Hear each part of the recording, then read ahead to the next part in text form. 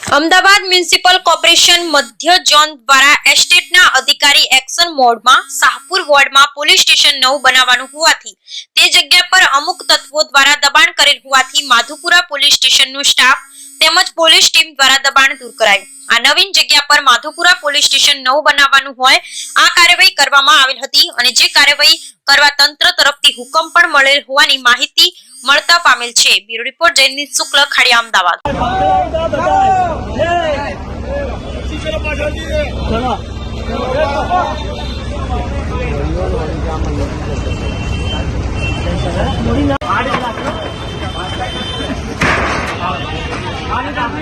चार लारियों ओके